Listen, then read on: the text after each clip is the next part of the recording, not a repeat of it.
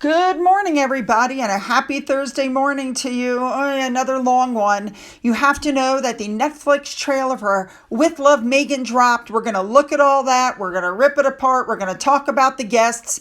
And of course, I actually have some royal family member stuff today, which is, they're all on vacation. So there's a lot. Let's jump in. Let's get busy. Let's go. We're going to start with Mike Tyndall. He attended the launch night of the Asahi Open Arms ahead of the 2025 Women's Rugby World Cup. It took place August 11th in London. Looking good, Mike.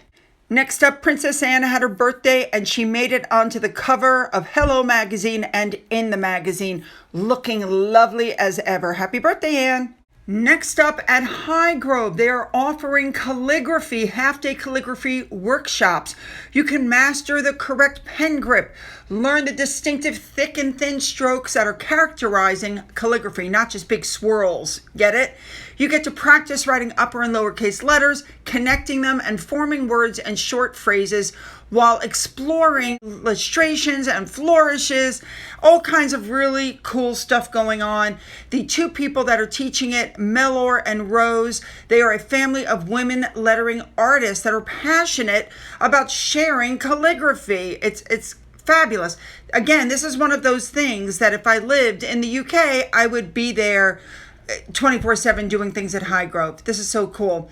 Anyway, they work with brands and clients for calligraphy. They've worked with Chanel and Prada, and they are committed to sustainability. It says they only use certain certified paper stock for all their workshops. I love it. All right, let's keep moving. Next up, we have Secret Weapon Sophie. She was out. You guys know how much I love her. The Duchess of Edinburgh was out and she visited Jim Warren. He is a 105-year-old Royal Marines veteran. He lives at a care home in Salisbury. He was telling Secret Weapon Sophie how he survived the sinking of the HMS Repulse in 1941. He then spent 3.5 years interned at a Japanese prisoner of war camp. Sophie sat there, looked at the pictures, had some tea and cake with him, heard all about his bravery, and at one point actually started crying. Sophie is patron of the Java Far East Prisoner of War Club in 1942. And so he talked about how the ship sank and he clung to debris before being rescued by the HMS Electra, where he was then taken to Singapore to defend it against the Japanese. But as they fled Singapore, his ship was captured by a Japanese destroyer in February of 1942, and that's how he ended up in the camp. There were some funny moments too. Sophie asked him why he chose the Navy. Listen to this. What attracted you to the Navy? Nothing attracted me to the Navy. I didn't want to Navy. Fair enough. Now, this visit happened on Tuesday, right before they marked the 80th anniversary of VJ Day on Friday, which we know saw the end of almost 6 years of the global conflict. So she's kicking off the commemoration by visiting this young man. Good for her. And a big thank you to Remoulade Sauce for showing us what she was wearing. Let's move on. Next up, I just wanted to clarify something from my video the other day. People were very confused. As you can see, Meghan Markle sent a basket to Khloe Kardashian, but what you can see is that Khloe didn't tag Meghan. So Meghan took it from Khloe's page and reposted it on her page and tagged herself. You guys see what's going on? Let's move on to Harry Meghan stuff. This whole debacle with the Polo is bringing up the memory of what happened at the last Polo show when there was an issue. I did a report on this years ago, but I'm just going to show you the video again really quickly just to show you how ridiculous this whole thing was. Watch this. So the first thing I noticed at this event was Meghan walking around with one of her friends, and I couldn't help but notice the outfit. And the reason I'm saying that is because she once again had dressed just like Diana at Polo. Okay, so Harry's team, I don't know if they actually won. What I do remember about this event was that this was not the end. They had just won like one match. There was more to come, but they did this whole thing for the Netflix series like they had won. So she goes up on the stage, she creates this whole thing, this pretty woman thing, like Julia Roberts. Harry, look at me, Harry, you have lipstick, Harry. And then she looks up and she smiles. So Nacho says, Meghan, let's put you in the middle. So Meghan gets in the middle. So they're going to have a photo op. So the first thing I notice is that Meghan tries to shove her way right smack in the middle of this guy. And then she starts directing him for the picture. Hold this up. Hold this up. This kid is completely unimpressed. So then Nacho and them pick up the trophy and they hold it over Meghan's head. And this is the picture. You just can't make it up. I swear. So Nacho realizes, so then they have Meghan, she inelegantly, as they said about Sophie Chanduka, she inelegantly ducked under the trophy so that people could see her. I mean, everybody was confused. Again, why was she there? She had nothing to do with this. She should not have been there. And as usual, she was leading Harry around. All right, let's move on. The Netflix series. This is a lot, you guys. Basically, while Harry and Meghan are so happy that they've got some sort of a contract, and by the way, rumor is the contract is just with Meghan, not with Harry. Apparently, Harry's book Spare upset Netflix executive because they felt that he undercut the docuseries that they paid a fortune for. It was an expensive failure. However, they want to dress it up, they're saying. While everybody is putting on a great face about how proud and inspired they are, 3 sources at Netflix told the New York Times that there have been tensions over the years, and there were similar reports of tensions between the Sussexes and Spotify before their deal ended.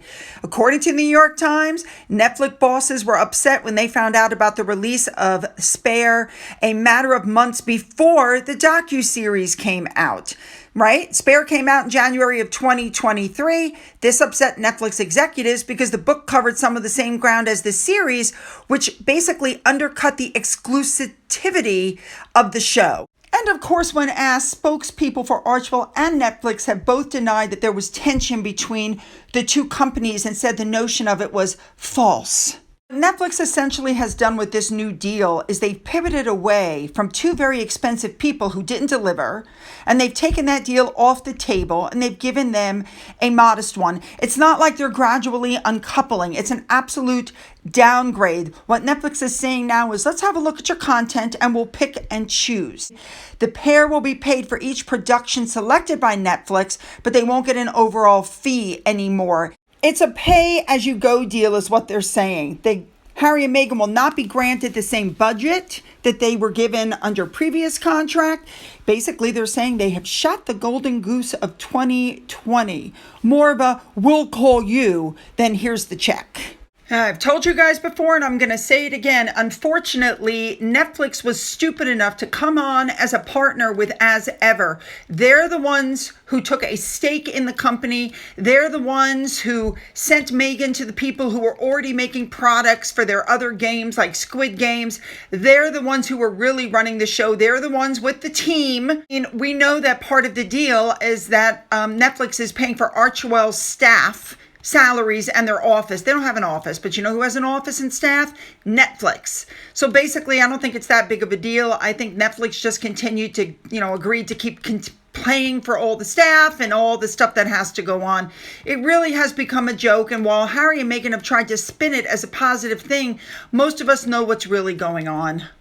In the middle of all of this, the Netflix executive who was responsible for creating the products for Bridgerton and Squid Game has now left Netflix and has gone to Funko, which manufactures pop culture bobbleheads and other collectibles. He was at Netflix for 5 years, where he was vice president of consumer products, and he oversaw the company's global merchandising business, the live experiences, all that kind of stuff.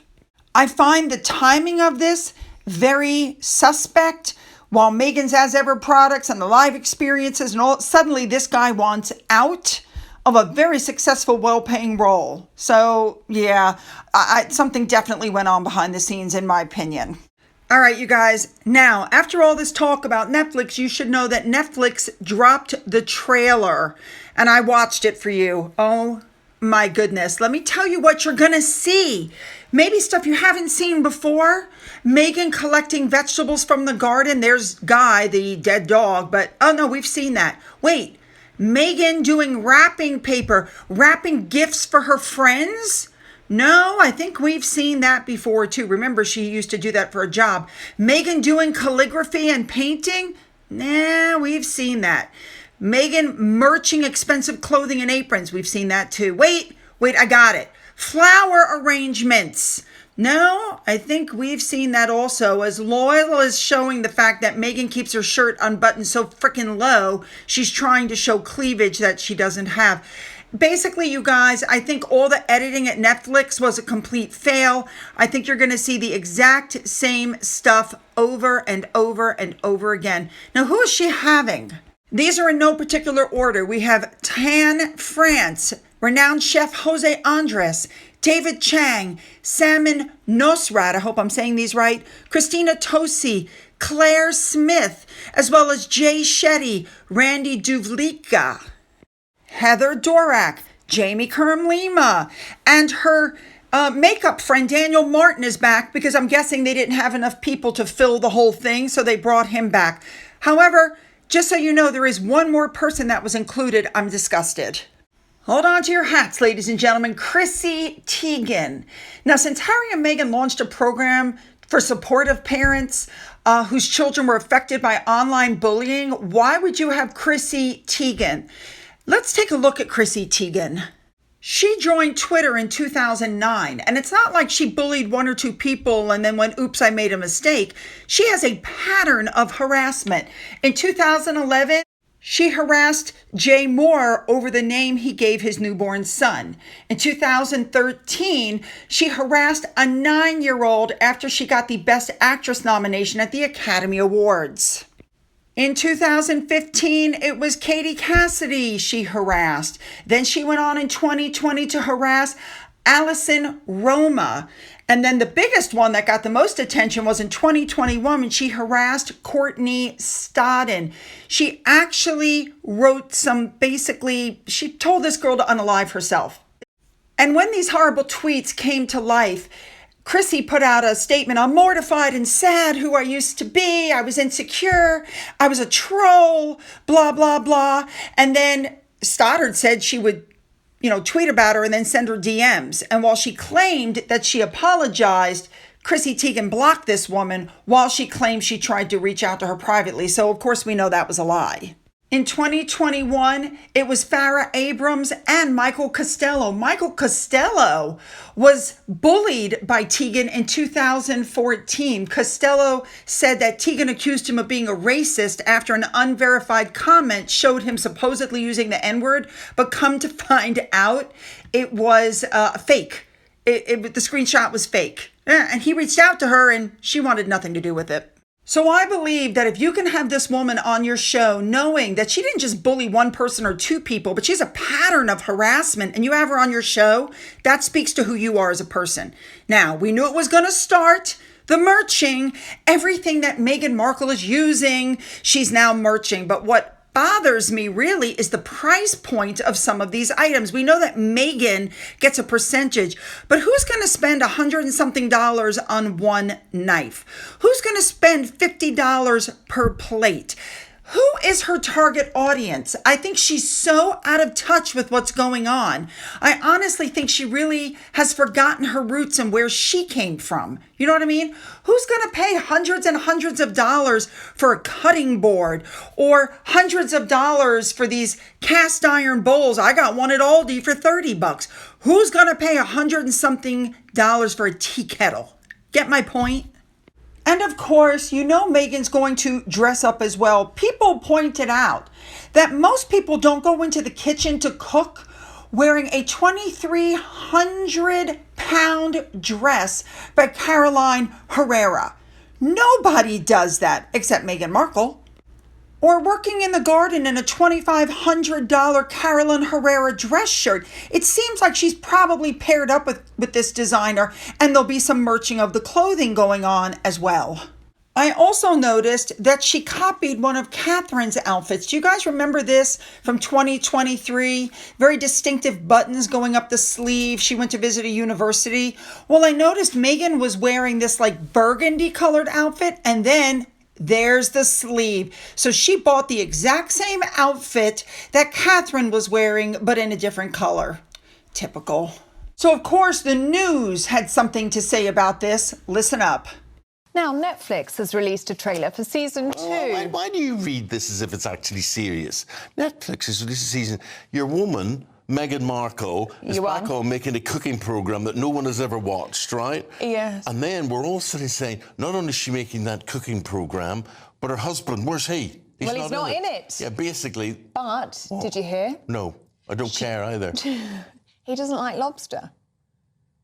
What's that got to do with the price of bread? That's the big revelation from this trailer. Well, if that's the best we're going to get, here it is. This is what it's like. Doesn't like lobster.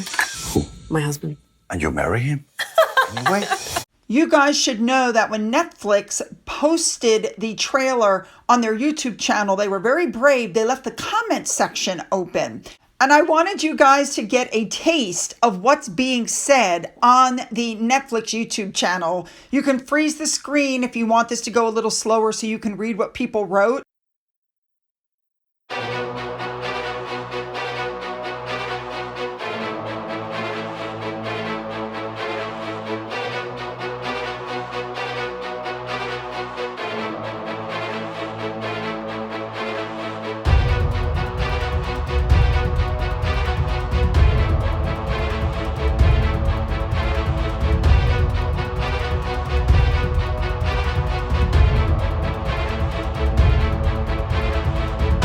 Next, you guys, people have been making those video memes again, the ones that I can't make. They're absolutely hilarious. There's only one, I guess, political one, but I only included it because I thought it was so freaking funny. So watch this.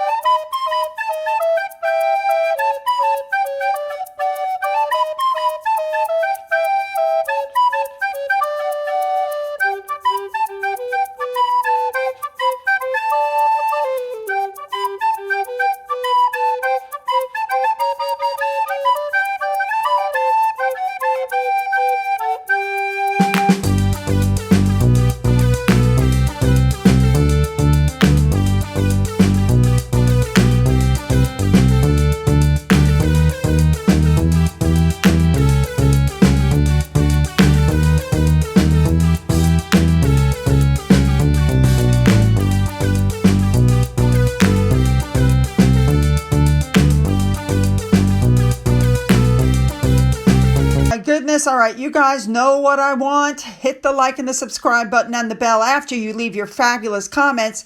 Don't forget to go down into the description box where you'll find the links to my Twitter, my Gettr, my Rumble, my email, a link to my father's book, which is for sale on Amazon, a link to my second channel, and a link to my Amazon wish list, as well as a physical address.